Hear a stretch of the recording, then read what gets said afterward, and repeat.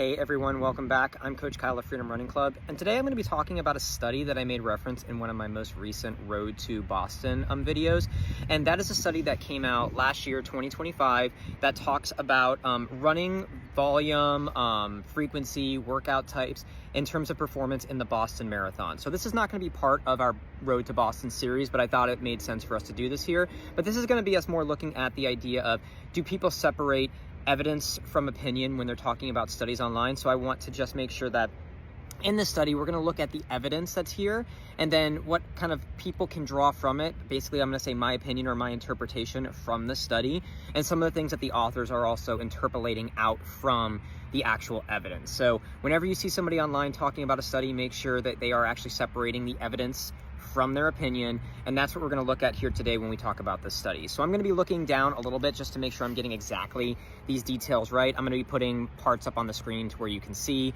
the things I'm referencing, and I'm definitely going to put the link to this study down in the description. So the main author's last name is Lempke. This came out in 2025. He actually did two, I think it was only two, there might be more, from the 2022 Boston Marathon, something else that I referenced in one of our videos here about low energy availability and performance in the Boston Marathon. This one in particular is looking at, this one came out in September. The other one I think came out in October, a little bit later in the year. So if you're looking for it, make sure you're looking for the September one. I'm gonna link it down below.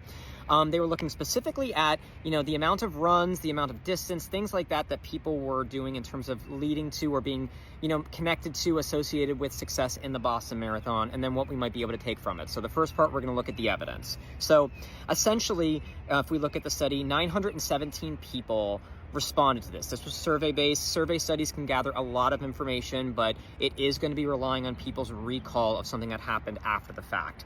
But these people from the 2022 Boston Marathon, so pretty recent, this came out in 2025, 970 people. What was the breakdown? 495 female participants participated in this. That accounted for 5% of the total female field. 422 male participants completed this survey, or were used in this, not completed the survey, which was 3% of the male field. So it's a total of 4% of the overall Boston Marathon field in 2022. I'm going to look at more what the findings were at this point, but if you want to look at things like how they decided to include certain people or exclude, take a look at the survey itself. They did a really good job of explaining a lot of this. It's not necessarily the longest study, but it's about 20 or so pages, and it's not the deepest either. It's definitely very digestible if you want to take a look at it yourself. I definitely encourage doing that. But essentially, these people were averaging 8 to 9 years of marathon training. So these were not novices. These were people that were well-trained, was how they were described to be included in the study. And they looked at two main timeframes for what people were doing. We were looking at 12 to 4 months before the 2022 Boston Marathon. And we were looking at 4 to 0 months before the 2022 Boston Marathon. So those are the two areas we're going to look at. And I think it's really interesting what kind of came out of this. So we're going to first talk about that 12 to 4 months prior to. So we're talking about, even when people aren't even really necessarily thinking about the Boston Marathon. Of course, if you're running in Boston, you're always going to be thinking about it, but maybe not directly training for it. But I think that this study really shows that we might want to be looking at it. And also, I think that the study got a bad reputation for some maybe people not reading it all the way or not really fully grasping what these numbers were saying, that we're going to talk about in the opinion side of this, what we can take away from it. So essentially, 12 to 4 months. For every additional kilometer that people reported running in that 12 to 4 months out, it led to these people having an average of 36 seconds faster in that 2022 Boston Marathon. So 36 seconds for if they did that per week, an extra kilometer, okay? The next thing they were looking at is for every additional weekly run, so the frequency of run. If you did an extra run per week, if you were in this group that did better, the average improvement was going to be 3 minutes and 36 seconds for an extra run per week. So increased frequency versus people that did not do so well. So there was a cutoff there. Then the biggest improvement was for each additional quality session. So they broke that down to things like workouts, structured long runs. There was a little bit of interpolation that came from the people responding to it. But essentially, if you did an extra quality session or workout, however you want to call it, per week, they called it quality session in the study, it led to 16 minutes and 12 seconds on average faster in the 2022 Boston Marathon. So what does that actually mean? We're going to go into the opinion side of this here. And I think this is, I want to say this here as opposed to the very end. People took this as, that doesn't make any sense. People are not running longer 12 months before the Boston Marathon. That's not what the study was saying. And that's what a lot of people were saying the study was saying online. Not everybody, obviously, there was a lot of really good people that were talking about this, that were really interpolating it more correctly. They were saying that the people that did better had that extra kilometer, the extra run per week, the extra workout per week, versus the people that did not run as fast. They were relating it to other people. This did not mean the people that ran faster were running more miles 12 months before the Boston Marathon. It could have been, but that's not what the actual evidence is saying. So I do want to clear that up. That is looking at the evidence and saying what it actually means. It's saying for the people that did not do as well, the people that were running faster had the extra kilometers per week, the extra frequency, the extra quality sessions, versus the people that didn't. So please, when you take this away, do not make this seem, oh, I'm getting ready for 2027 Boston Marathon here in 2026. My most miles should be now. That's not what the study's saying. It's comparing it to other people within the same race. So I think that's a really important piece to take away to really figure out what this study is actually saying. So let's switch back to the actual evidence and go back to the paper itself. And I want to look at in that 4 to 0 months before. So as you're kind of really getting ready for it, that includes the taper, but it also includes the peak week and things like that. So for that breakdown, 4 months to 0 months, for every additional kilometer per week during this time frame, the people that did better averaged 13 minutes better. And I want to talk about that when we get to the, what this actually means, why that's so much more in this time of year.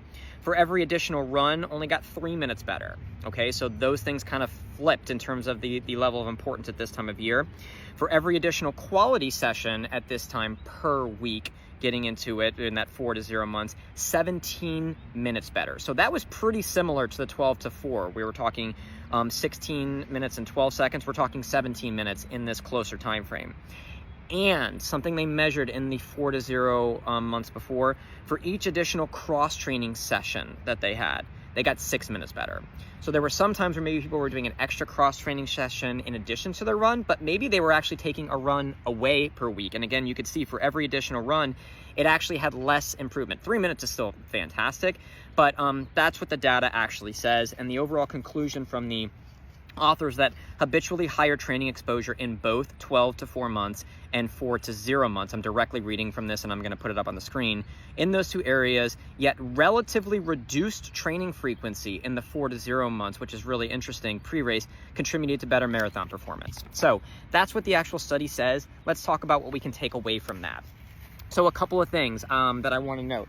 Why did the amount of running per week increase have a bigger impact at that point of year? Probably because everybody was running a lot of miles. That is my interpolation of it. That's not from the study. But why did the people in the closer time frame get 13 minutes better from extra additional kilometer versus only 36 seconds in that bigger time frame further out?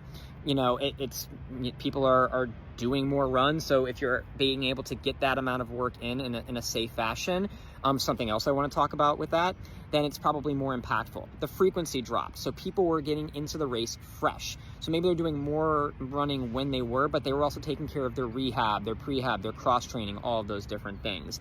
And what I really want to kind of focus in on is, what does that actually mean? Does that mean that everybody should just go out and do a bunch of running? Again, we're in the my opinion side of this. No. What this means is that these people were all safely able to get to the Boston Marathon in 2022. They got to the start line. They were not injured. They didn't have to, there is no deferral system unless you're pregnant in the Boston Marathon. So these people were able to safely get to race days. So the people that found the ability to run that extra kilometer, that extra frequency of a run earlier on, that extra cross-training session as you got closer, and those extra quality workouts, which is interesting. The quality workouts really showed that increased frequency as being impactful.